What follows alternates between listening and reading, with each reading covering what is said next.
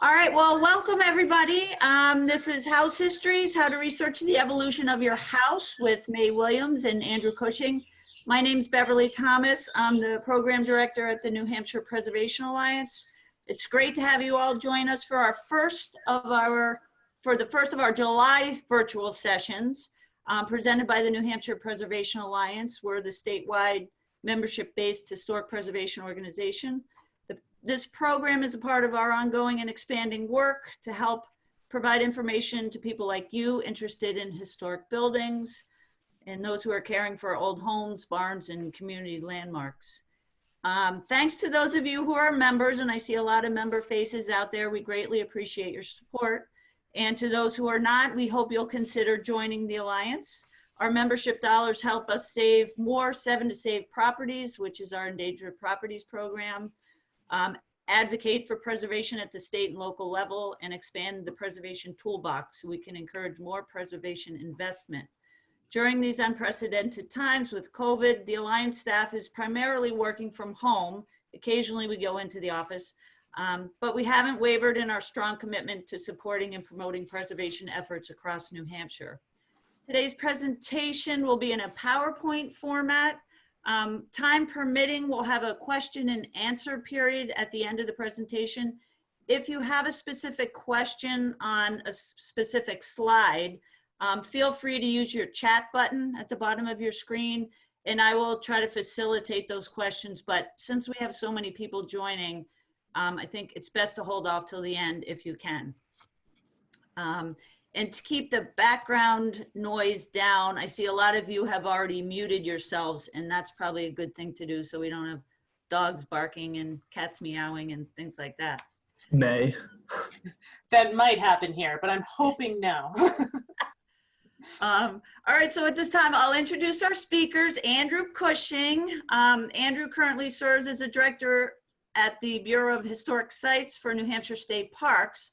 But many of you know him from his previous 3-year post as field service representative for the Preservation Alliance. And we miss Andrew dearly, I must say. Andrew received his Master's of Historic Preservation from University of Pennsylvania. And after graduating from that program, he moved back to his hometown of Grafton, where he is, and these are his words, the foolish owner of 2 old houses. And founder of and president of Muskoma Valley Preservation. He and May have partnered in a number of preservation presentations similar to this, and we feel are leaders in New Hampshire's next generation of preservation champions. May Williams is a preservation consultant at Unlocking History. May is a Master of Arts in Historic Preservation from Plymouth State University and Bachelor of Arts in Medieval Art History. After receiving her secondary degree, she found a way to combine her love for history, architecture, and environmental conservation in a career in historic preservation. In 2014, she opened her own business as an independent historic preservation consultant and architectural historian, and works out of her office in Center Harbor. She travels across New Hampshire, studying individual properties, villages, and towns to develop property and area histories, assist with local planning initiatives, and partners with others to help develop rehabilitation plans.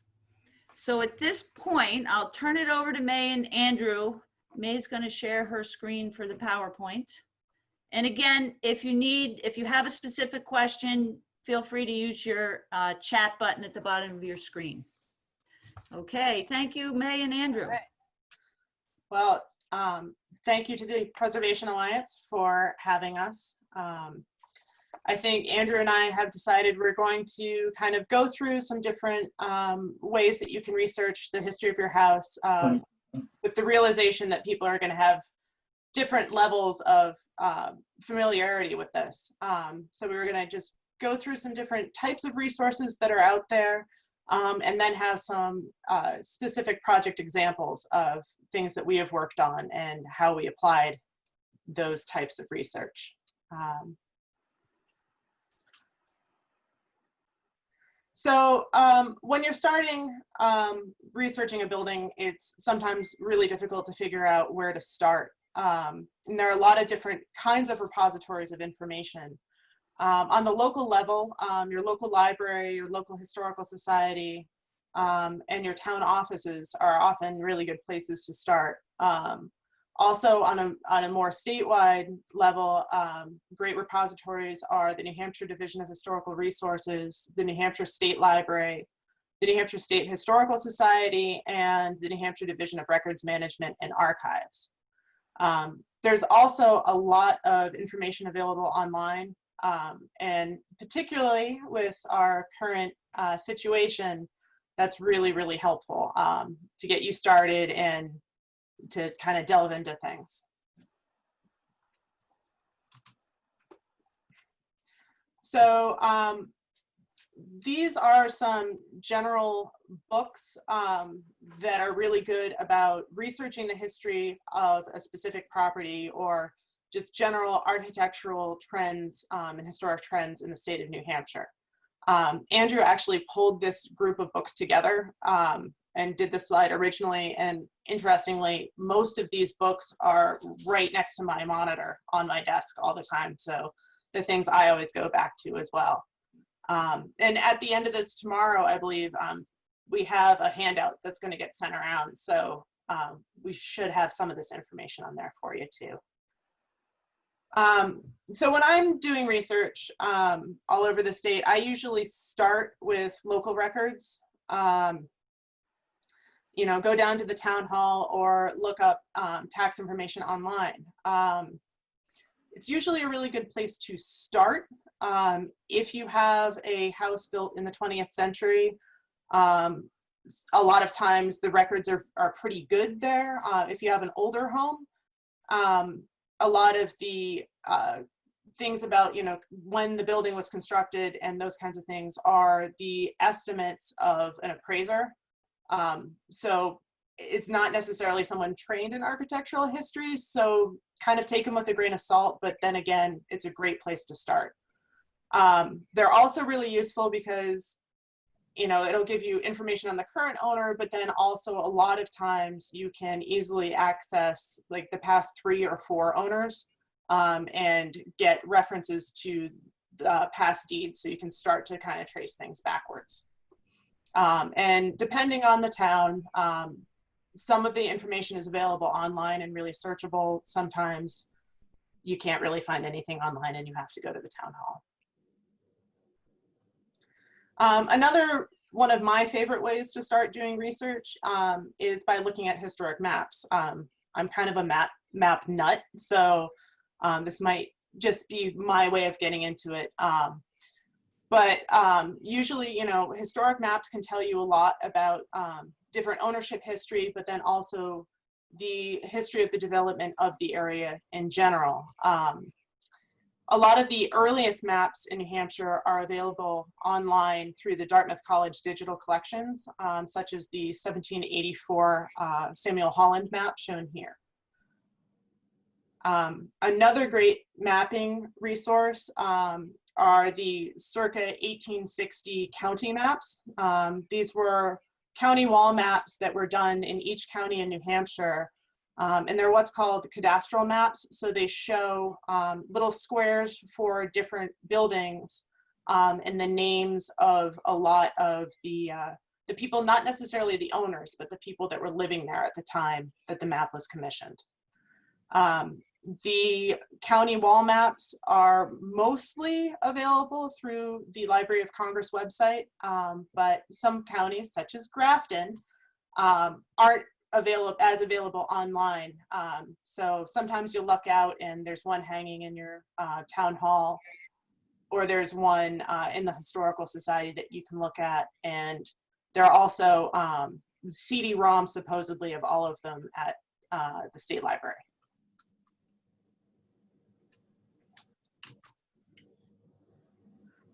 Another really great source of information to kind of give you a pinpoint in time of your property is the 1892 Herd Atlas of New Hampshire.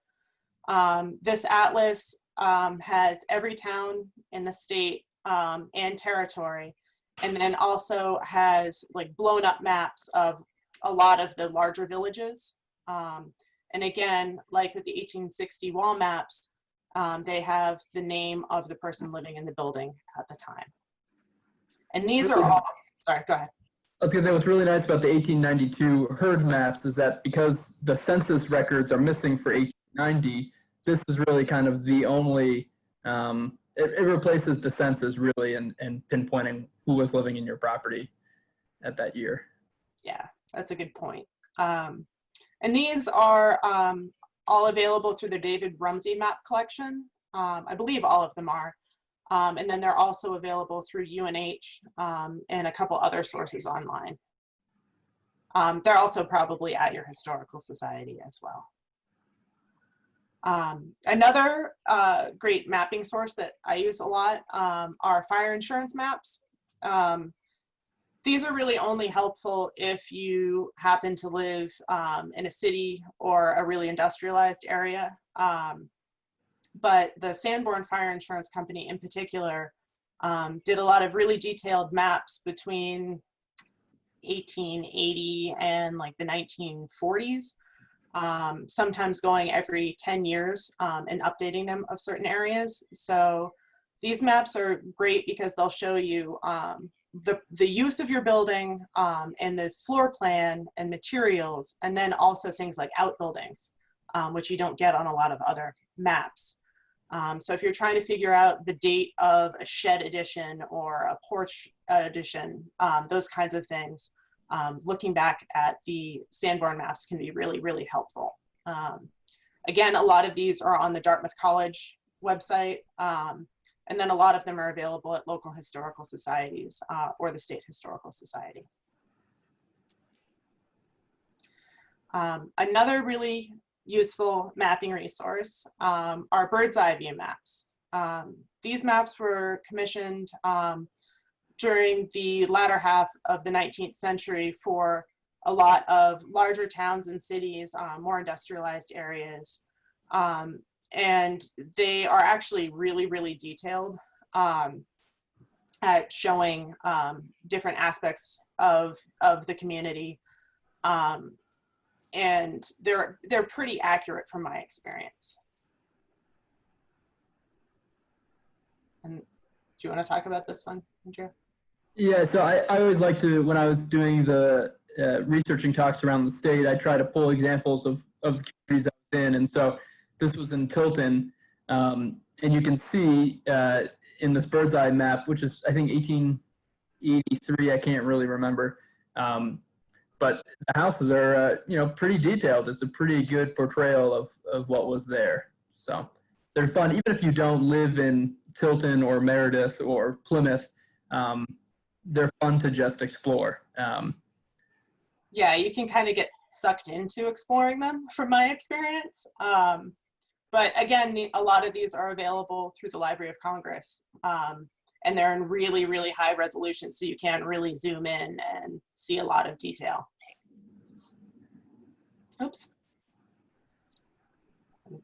This one's yours too, Andrew. Yeah, I think a good source of 20th century mapping is the blister rust control maps that were funded by the federal government in response to blister rust, which was a bug that was infecting pine trees in the state.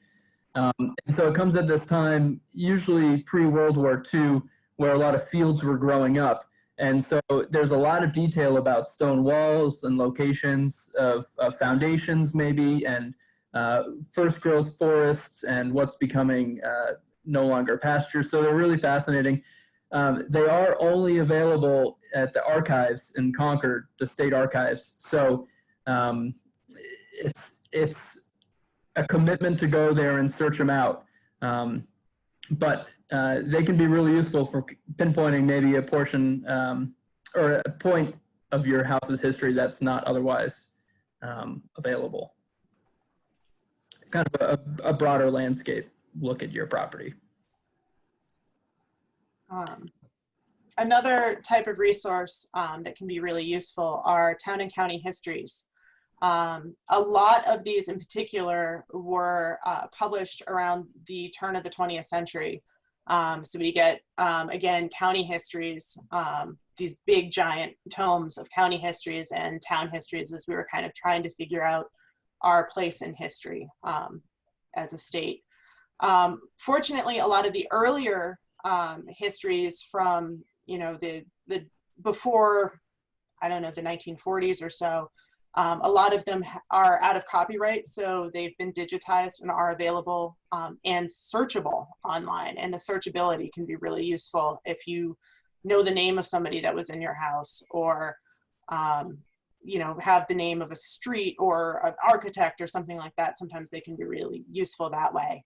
And a lot of these are available on archive.org or through Google Books. A lot of the more recent town and county histories are still in copyright. So, you know, you can find them, you can buy them for yourself, or you can find them at the local library or historical society, or at any of those big state institutions. So I touched on deed research a little bit earlier.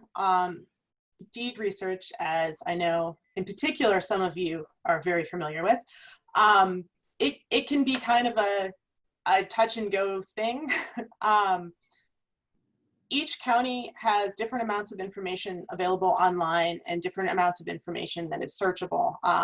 For some counties, like Rockingham, there's a lot of information that you can get to and search online. Other counties, like Grafton, you have to go all the way to Haverhill to do research. So there's a certain amount, you know, that's either easier or harder to get to that way. But then also, again, if you have a 20th century property like myself, most of the deeds are usually online and pretty easy to read because they're all typed. If you have an older property, you start getting into some of those older handwritings and spellings and word choices, and it can get really, really difficult to follow, especially if you had a big farm that was broken up. It can be really hard to follow the breadcrumbs. So it can be really rewarding, and it can be really frustrating. But with practice, it gets better. Yeah, and the problem, of course, with deeds is that it will not always say your house, you know, house and property. So it's good for tracking names, but maybe not always when your house was constructed. Yeah. I found that maybe you can intuit if your house was built because the property value changes dramatically in a few years of land transfer, but it's only a guess sometimes. So it can help enforce an idea or be another data point, but rarely do they say. Yeah. And house constructed in 1843 with, you know, 5 bay front, you know. Yeah, you're lucky if they say, and my dwelling, which can mean the house you're looking at right now, or it can mean another house. It's really hard to tell, especially when it was a farm that was 150 acres and now you have 5. So if we take a step back and you just kind of read your landscape of where your house was located. So obviously the style of your house is probably going to be affected by the wealth of the person who owned it, and also maybe the location. So if you're down by the seacoast, there are certain styles that appear quicker and maybe are more popular than those that are in Effingham or Colebrook. So I always like to think big picture first, and so this example will come up later when we're talking specifics, but in East Grafton, where I live, it was originally agricultural, like most of New Hampshire, and we know that because on the landscape there are lots of stone walls, probably from the sheep boom era, and there are also this cow run in the top left-hand photo connecting a barn, which is no longer standing, to a field, which is no longer a field. But then the story of New Hampshire is that the railroad comes through, and you can see the railroad makes an enormous impact on the types of houses that are built in New Hampshire towns. So often, in addition to just railroad villages, where we have a lot of Italianate and maybe later Victorian houses that appear, in towns where railroads did not go through, like Salisbury, or Webster, for example, you just don't have those styles. They often just don't appear because the money's not there. And so people are not building modern houses with their modern money. So it's an interesting thing to think about what towns didn't have railroads and how that affected the built environment.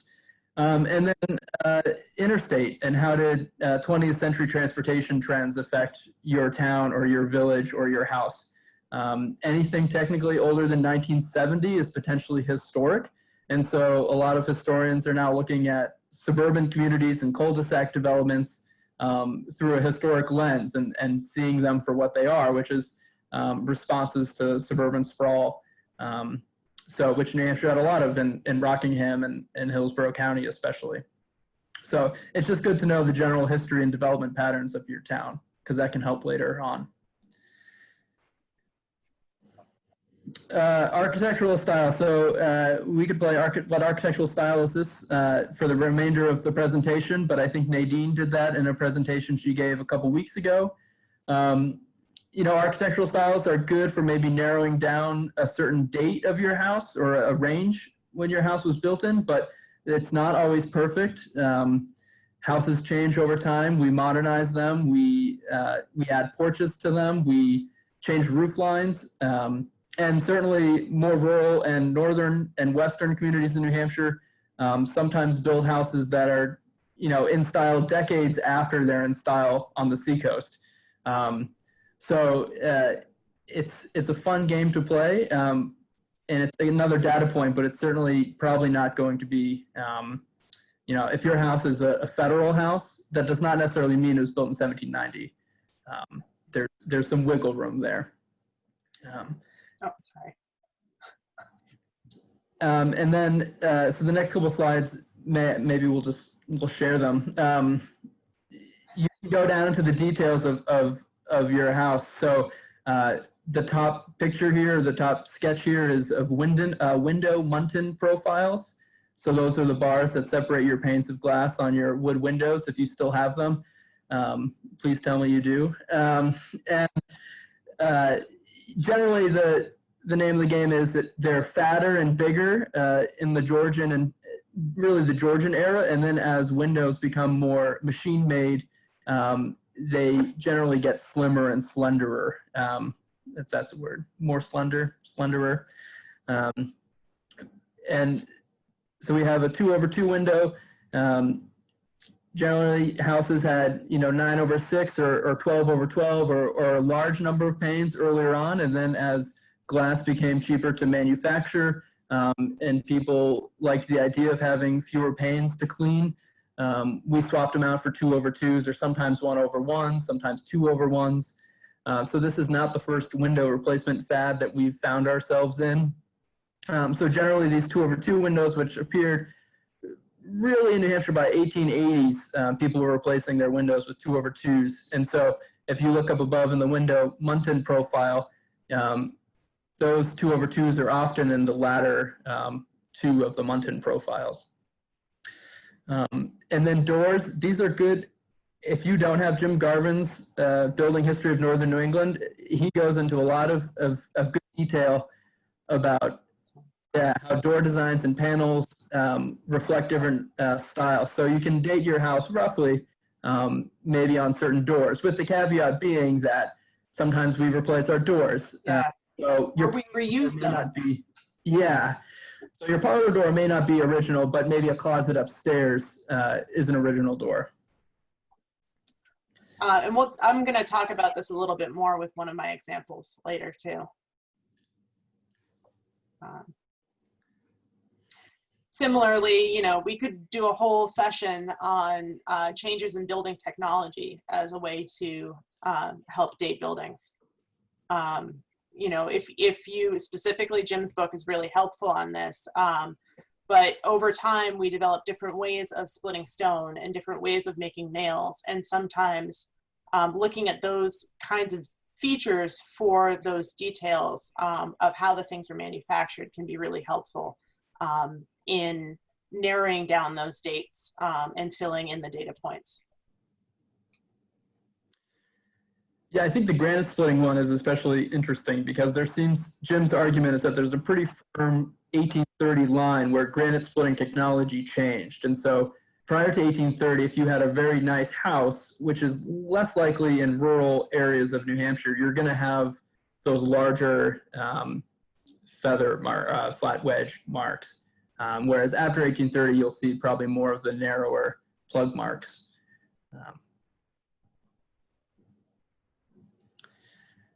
Historic photos are obviously the dream if you have them, if your historical society has them, if your library has them. They're, I mean, it's just obvious to say if you have them, they're incredibly helpful for figuring out what your property may have looked like. This photo is a farm in Grafton, which no longer stands, unfortunately. But you get a sense of A, how much cleared land there was, and just the enormity of the farmstead and how many barns and connected woodsheds. And this is a Wainwright that also lived here. So there's a Wainwright shop. It's just a really joyous look into, for nerds who like old houses, these are the best. And then social history. So you have all these building and physical markers of your house, and that's great. I think what gives a lot of people excitement about owning a house is knowing that you're stewarding a property that's been lived in for 100, 200, 250 years. And that really comes through with social history. And that's a different set of resources that we'll be talking about. And those, obviously finding out who lived there and why they could afford what they did and how many kids they had upstairs sleeping in one tiny room, adds that color and good stories for your house. So probably the best resource for this is going through the census records, either through, if you have an account through Ancestry, or maybe your local library has an account through Ancestry, or May is a big fan of Family Search. Yeah, it is Family Search. It's the Church of Jesus Christ of Latter-day Saints out in Utah. They have all this information available for free online. So based on the decade, you'll have, you know, the name and the age and maybe the occupation, who's living else, who else is living in their house, what their property is worth, and I find that the census gets less useful as it gets old. Well, there's like a golden age in the mid-19th century where it has a lot of useful information, and then maybe privacy concerns start creeping in. I'm not really sure, but another really good resource in addition to census, the regular census, is the agricultural or industrial census. And that's only available, it hasn't been digitized yet. So it's only available at the state library, as far as I know, in the genealogy room on microfiche. And that has an enormous amount of information about so if perhaps your house was owned by a farmer, which is a high likelihood in New Hampshire. This is going to tell you how many acres they're farming, how many acres are laid fallow, what they're growing, what the worth of those products are, and then maybe what other side industries they're doing. And it's really fascinating to watch the agricultural census change from 1850 to 1890, because you're seeing these New England farmers really trying to adapt and evolve to a changing economy. And so they're introducing dairying, they're introducing orchards, they're introducing, you know, different types of grass or wheats. So you can see that they're really struggling to be competitive with these Western and Midwestern farms. And then again, thanks to Google and the magic of the internet, just keyword searches, you never know what can pop up. And Find a Grave is a great resource. It's pretty much a crowdsourced genealogical website where people are posting photos and maybe obituaries, if you're lucky, of their ancestors.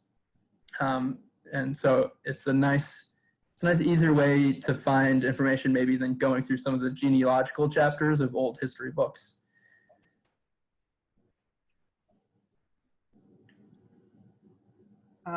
Likewise, old magazines and newspapers can be useful, but they're often a lot to slog through to get lucky and find something. And a lot of these are available at local libraries and historical societies.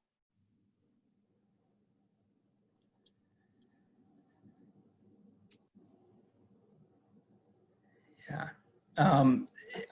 Once you're into the turn of the 20th century, kit houses and houses from catalogs become popular.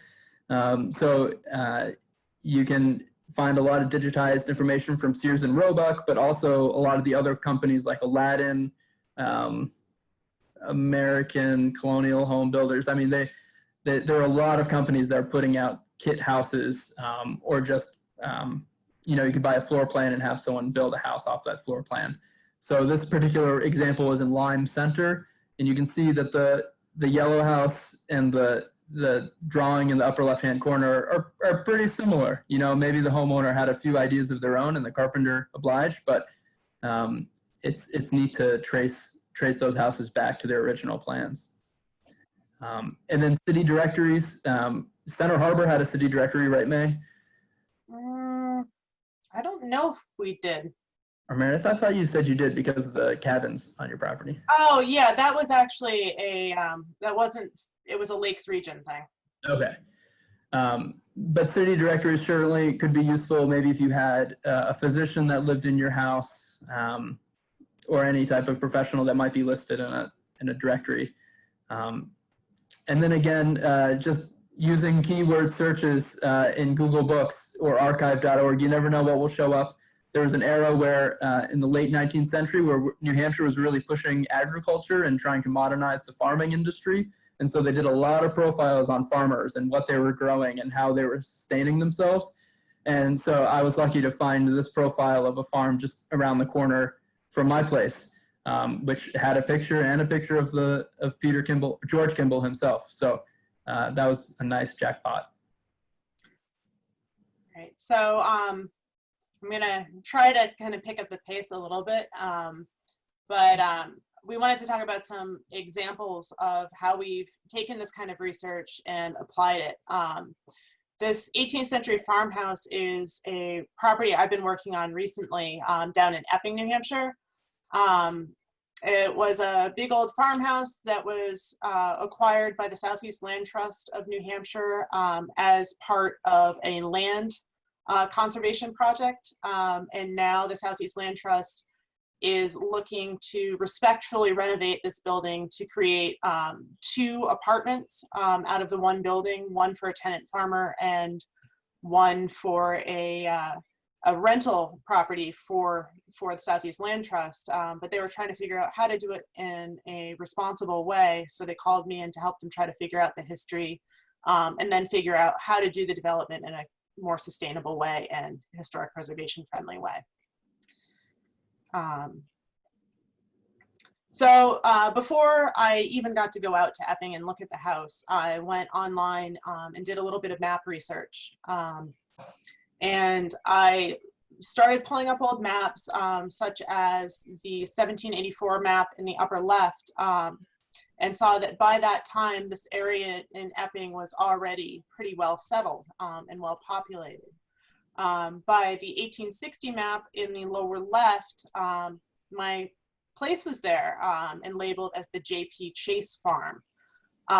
Also a road that is now a Class 6 road that goes between the house and some of the former farm buildings was at that point an actual through road. By 1892 on the right here, the property was associated with an H. Underhill, and that road was still a main road through. I then went in and started looking to do some deed research, working backwards from now in time, and tracing the ownership history of the building, and getting more names such as Moses Davis, Stephen Dow, John Prescott Chase, William Harvey Underhill, and others. I was then able to go online using Family Search and begin plugging some of those names in the town of Epping, looking particularly at census, marriage, birth, and death, and cemetery records. Moses Davis purchased the 135-acre farm from a man named Edward Sanborn in 1785, at which time it included a dwelling house. Whether it's the present dwelling house or no, I don't know. By the time of the first U.S. federal census in 1790, I was able to see that Moses Davis was living in Epping, likely at this property. When Moses Davis died, he left the property to his wife, Anna Folsom Davis, and at that time it was 150 acres. When Anna died in 1826, the property was split amongst 5 heirs, which made the deeds really confusing. In the 1830s, a man named Stephen Dow reunited some of that property, but not all of it. And then he sold it to John Prescott Chase in 1839. Chase got married in 1842, and then by the time of the 1850 census, which is the lower one here that's really hard to read, he was living in the house with his wife and his daughter. This photo here is the only historic photo we were able to find of the property, which shows the house in the background behind a milk parlor that was torn down in the 21st century, actually by Southeast Land Trust, and then a barn to the left of it that burned in the 1970s and was rebuilt. So I finally got to go see my property, and I was really excited to go crawl around looking for clues, kind of following the breadcrumbs. The general form and massing of the house is very common to what was in New Hampshire between about 1725 and 1825. It's a two-story, two-room house with a center chimney, a big center chimney. This floor plan began to appear at the seacoast around 1700 and kind of traveled inland throughout New Hampshire throughout the 18th century. Typical features of these buildings include two more formal parlors in the front of the house on either side of a central hall, and a big long kitchen along the back of the house, possibly with rooms at either end on the first floor. And then the second floor would have heated bed chambers above those parlors on either side of a hall, and then a big long room on the back that was usually unfinished and unheated above the kitchen, and that was used either for storage or additional sleeping space. The attic was a really great place to look at because the timber frame is completely exposed in this area. There you can see all the major rafters and purlins are hand hewn using a broad axe. And a lot of the secondary features, such as those diagonal struts and the exterior sheathing, is sawn on a reciprocating saw, or an up and down saw, as we sometimes call, so they have little parallel lines throughout them. So the roof itself is a rafter and purlin roof with 6 sets of rafters, 6 vents, and 5 bays. There are 3 hewn purlin at each slope, as is typical of an 18th century house in eastern New Hampshire. So that gives us a lot of data on as to what's there and what the potential dates for the frame are of the building.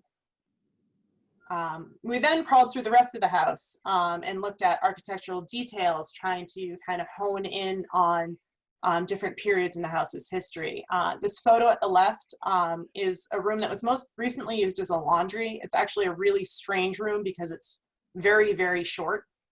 You know, I'm about 5'8" and I can stand up fine in it, but the other people that were there with me are over 6 feet and had to duck. But the room was really interesting because a lot of the features are typical Georgian features, such as the door and the wall paneling, which is all done with a hand plane, and you can see the plane marks. All the trim and everything is held in place with handmade nails, which is pretty typical of the late 18th century. The plaster is also on an early type of lath. Other really important features in the house are the southwest chamber of the first floor, the southwest parlor, and the original Georgian detail, minus the little ledge over the fireplace. That's new, but the Georgian paneling on that wall is original, as is the really wide board paneling of the east bedchamber on the second floor.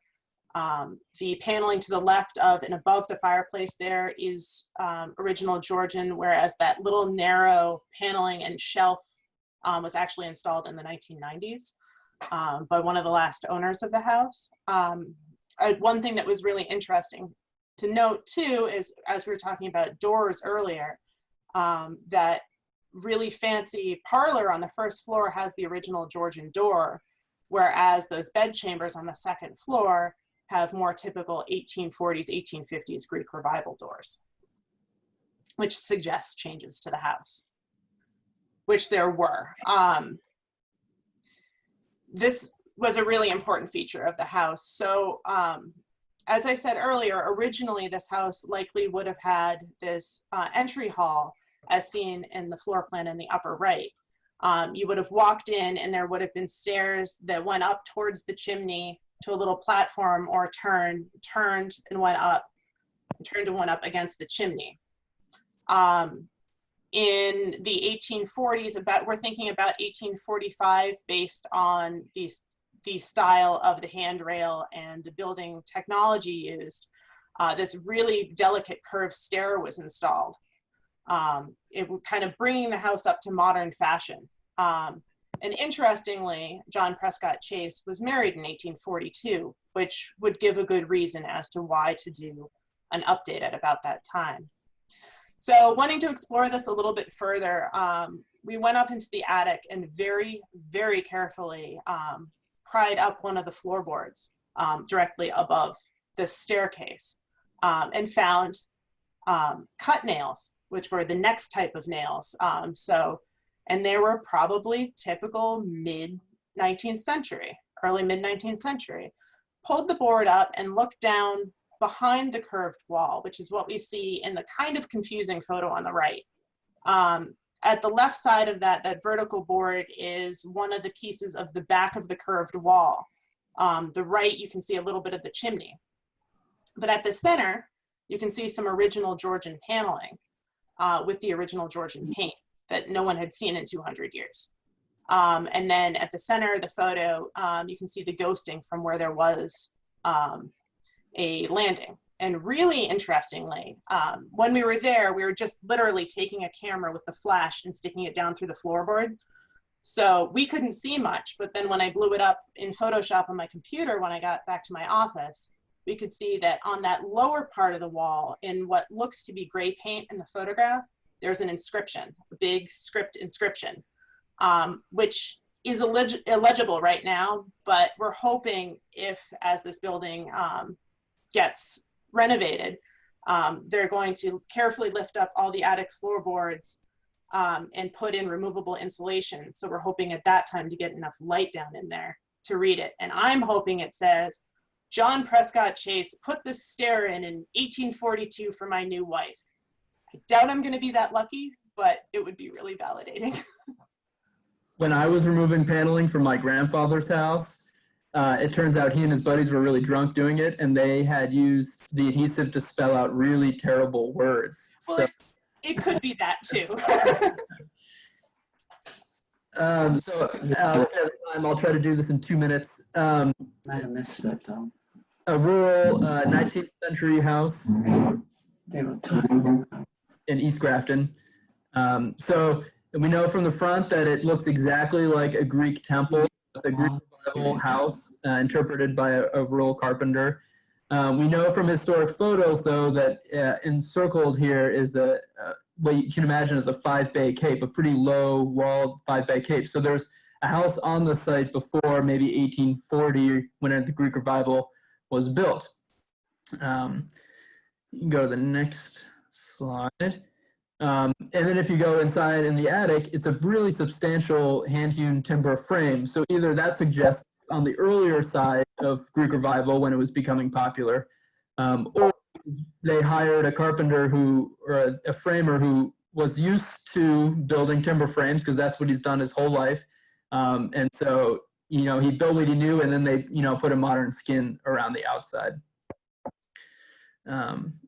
So I was lucky, our historical society has a pretty good collection of materials, and we found this souvenir from around 1900 that shows the fundraising card essentially for the church next door to purchase the home and use it as a parsonage. So that gave me some new ideas about new keywords, I guess, to go searching. And then the next slide. So what's nice about having new keywords is that you can find new photos that show maybe different angles of the house, especially if there are barns or outbuildings that no longer exist. So next slide. Again, going back to historic maps, So we know that in 1860 there was a G.L. Lang who lived there, and then in 1892 there was a D.N. Chandler that lived there. And so using those keywords and going through the industrial and agricultural censuses, Gilman Lang was an edge tool maker, and East Grafton was a pretty industrialized village. And so he had, you can see it's not circled in the upper left-hand corner of the map on the back page, he had an axe factory. And then D.N. Chandler was a harness maker. And so if you look in the census records, next page, David Chandler was a harness maker, started as an apprentice for a local guy in the area, Cyrus Adams. And then in later census records, you see that David Chandler is now actually housing Myra Adams, who is, I think, the sister of his former apprentice. I can't think of the word. The guy who was teaching him how to make harnesses. So it's you get to know a lot of names when you do house research pretty in depth, and you realize how incestuous and small of a world these people lived in. I mean, they're marrying their nieces and their neighbors' kids, and they all kind of were in the same family cemetery plot in my town. And then using those keyword searches, this is a repeat of the slide, but you can find, just more maybe information about your former owners. So Gilman Lang, the tool maker, like a lot of Yankees, ended up moving out west during Manifest Destiny, and he settled in Iowa. His kids became mayors and principals of schools out there that they helped found. And his obituary was actually posted by the family in this case. So it was a really neat, kind of a local example of a national trend. And then the next slide, what we know from the Chandlers is that in 1899, when they sold the church, their house to use as a parsonage, they built this modern Victorian house right next door. And that's the house that I live in. So the Chandlers, the harness makers, had enough money, which is kind of incredible in this very local, small economy. They had enough money to build this modern house that's unlike any other in my town. So it kind of came full circle for me. So looking at the clock, I'm gonna try to be quick, but here's another example. I wanted to cover kind of an urban setting, but also an outbuilding, because researching outbuildings can be really difficult because they're often really different kinds of sources. This project is up in Littleton. It was the former Eastman carriage barn that's now owned by the Littleton Community Center. I did really luck out on this one because the Littleton Community Center actually had a copy of the original plans, which gave me a really good idea of what the building at least was intended to look like. We all know builders don't necessarily 100% copy architects' plans, but we at least know likely very closely to what it originally looked like. In the upper right is it last year. So Littleton does have a bird's eye view map, but unfortunately for me doing this project, the bird's eye map was done before the Eastman house or carriage house were constructed. So it gave me an idea of what was there first, what this replaced. Oops. But I did find some information with some historic photographs. A lot of times people don't purposefully take photographs of outbuildings, but they'll end up in the background of pictures of the house or of the building next door. So the photo in the upper left was the Eastman house actually was published in 1895 in James A. Wood's New Hampshire Homes, which shows the house in great detail, but also shows the carriage barn with the original paint scheme and the original open woods behind it. It's all closed in now. In the lower right, there's a photograph. It was a postcard that the Littleton Community House put out shortly after they acquired the property in about 1910. They colonial revitalized it and painted it all white. But again, you can see in the background in the corner is my carriage house. And then my favorite photo is from the Littleton Community Center collections again. Right after they acquired the property, they were performing plays in the building, and took this photograph of a bunch of kids that were in a play in front of the corner of the building. So this photograph was really interesting too, because the awning behind them, which is off of the west side of the building, was not on the original plans, but showed up on this photograph. Another thing of interest is at the left side of the photograph is an ice house, which was torn down long ago. And I'm pretty sure this is the only photograph of that ice house. So again, in Littleton, it's a pretty busy place. So there were Sanborn fire insurance maps I could look at.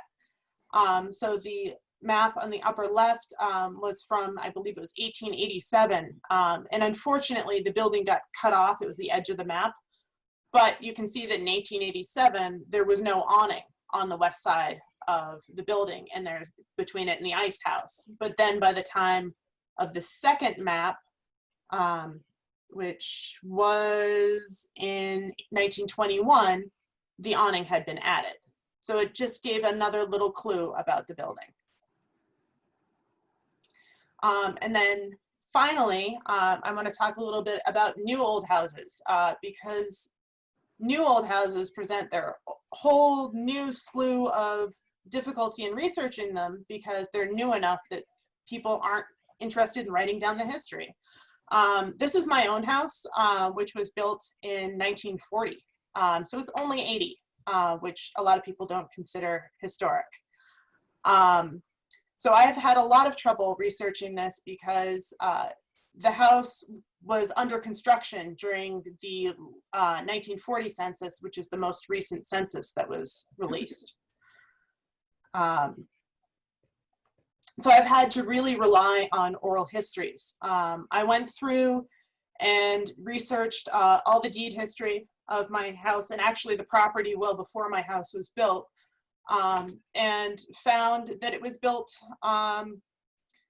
by a man who came from Austria and settled in Center Harbor, New Hampshire, and that his daughter was still in the area, who lived here in the 1940s. So I was able to contact her, and she was able to supply me with these 2 black and white photographs, and I had her come over and walk through the house and asked her 20 questions about, what color were the walls in here? What did you use this room for? A lot of which she didn't remember, but she was able to tell me where they killed the chickens, and where they buried their dog, which was useful information. And she was able to give me some great photos of my house before a porch was added in the 50s. Also, who was this, May? this was Penny Patu, who has a travel agency and was an Olympic skier. So that was pretty cool too. This was her dad built my house. But anyway, I also, after that, the Patus sold the house in the late 40s, so they weren't here that long. And then I had this big gap between then and the late 70s when the farm was subdivided.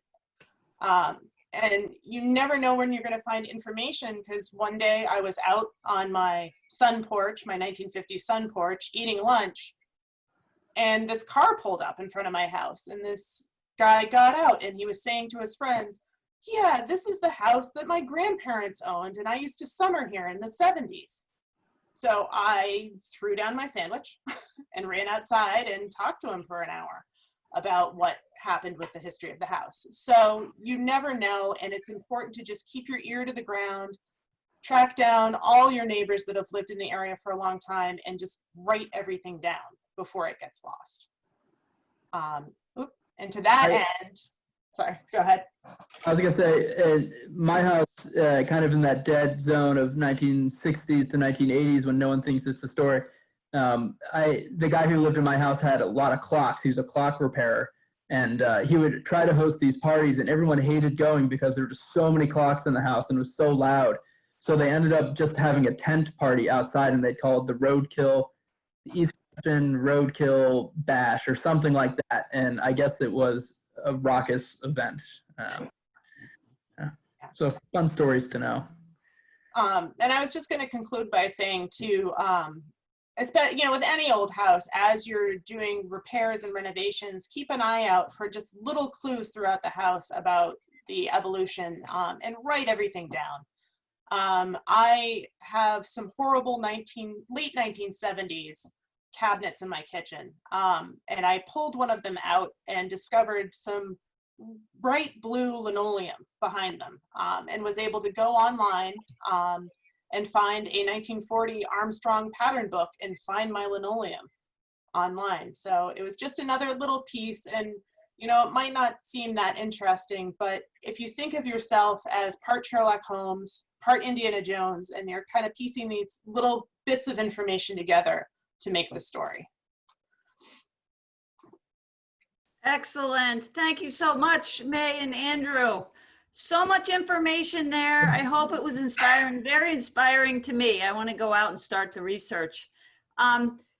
It's almost 6 o'clock, and for those who have to leave, thank you so much for joining us. I hope you can stay for a few more minutes, because there have been there was one question, and I'm sure others have a question. I just want to get to this. Someone had asked, is there a template you use when you start doing the research, May or Andrew? No, not really. Do you have kind of That's not a very good answer, but no, not really. I mean, it kind of, well, it depends on the project, I think, and what the goals are of the project, what type of resource you have, you know, whether you're in the country or you're in a town or you're, that's a really good question. And I feel like I should have one, but I don't. I mean, Okay. there's sources that I always, like the maps I always use that we discussed. The census records are something that I mean, if I want to know more about the people, definitely census records. Okay, and a second question was, does anybody have a source for researching interior floor plans?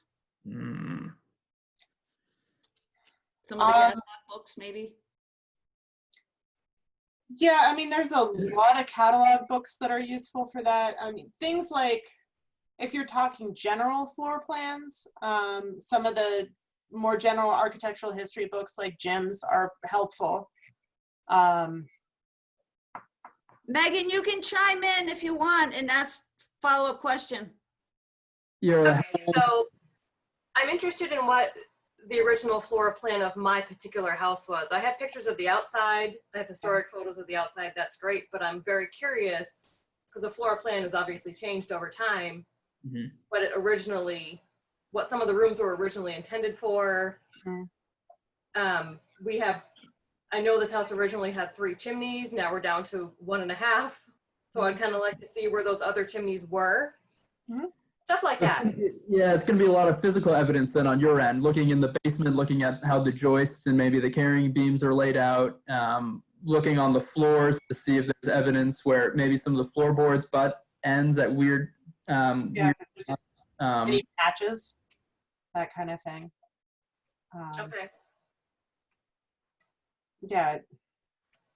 I didn't know if like anyone kept records like of an actual like blueprint or a sketch. Do you know they were not that detailed back then. Do you know generally how old your house is? 1870. Okay. Maybe. Yeah, I mean, you can certainly look through pattern books. You know, this is a little later, but certainly an 1870s builder would have been influenced by pattern books by A.J. Downing and A.J. Jackson. Or Woodward. Yeah, so if you use archive.org and you look for those pattern books, those include a lot of floor plans, especially popular for the Gothic and the Greek, well, really the Gothic revival and some of those romantic movements. Okay, great. May, are those on your handout? No, because I didn't think of that question. All right, I'm going to send a follow-up email to everybody with May's wonderful handout she put together here on New Hampshire research sources. It's a 4-page document with all the things they talked about plus more. I will send that out in a follow-up email and some additional information. I'll also be sending out a short survey that the New Hampshire Preservation Alliance would love for you to fill out to help us with plan for upcoming programs. I'd also encourage you to visit our website, nhpreservation.org. There's all kinds of wonderful old house resources in there. A lot of the books that were mentioned in that one slide are sold through the website in our bookstore. And we also have an online directory of preservation products and services, and May's contact information can be found there. And you find Andrew at New Hampshire Parks. You want to? Yeah, we don't have contact information on our website for whatever reason, but Oh, so do they can we can contact? put it. Yeah, we can put it on the piece of Okay. paper. Okay, I will do that. All right, and then I encourage you to also check out our website for our upcoming programs. We have one next Tuesday, July 14th, Community Heritage and Preservation Celebration and Promotion Ideas. And then on July 21st, Tips for Summer Cottage and Camp Care. And all kinds of other programs, and we're going to be continuing these through the fall at least. We're finding they're working really well, and people love the ease of just sitting in your living room and joining and learning all kinds of wonderful information. So if you have any program ideas, feel free to send them in to us, because we would love to hear them. So thank you again, May and Andrew. This was fabulous. Any other last minute questions? I have a question. Okay. Sandy? Go ahead. Sandy. I have a house that was given to me from the 1840s, and it was never insulated, and it's got a barn. It's got a lot of stuff, and it's got a lot of mill sites and a lot of history. And just trying to figure out how do you find the right person to take a house like that over? I don't really want to put it out there just to be sold without knowing that it would be cared for. So I'm trying to put the land into easement. Yes, Sandy, I would be happy to help you on that. Oh, wonderful. What town do you live in, or what town is the property? Loudon? Oh, okay. Okay, great. I have your contact information. I'll reach out to you, Sandy, and maybe we can have a phone chat. Great, thank you very much. Okay, thanks for the question. Anybody else? No? All right, well, thank you all for joining. Please stay connected and stay healthy too. Take care. Thank you very much. Thank you.